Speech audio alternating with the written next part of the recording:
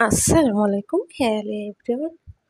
একটু ঘোরাঘুরি করতে গেছিলাম, সাথে ছিল তরমুজের জুস আর পেঁপের juice.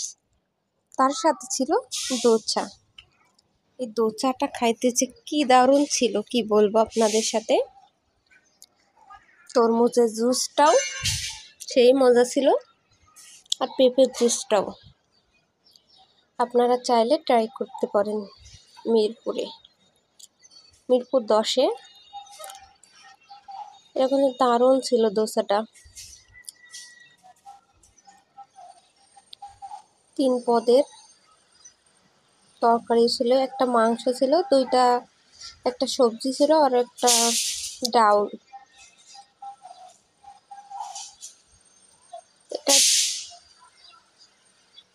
Soothing juice and dosa, এই দোকানটাতে গেলেই পাবেন। এখানে কিন্তু অনেক মানুষ ছিল, এটা খাইতে আসছিল। ভিডিওটা ভালো লাগলে অবশ্যই লাইক কমেন্ট শেয়ার করে পাশে থাকবেন। ধন্যবাদ সবাইকে।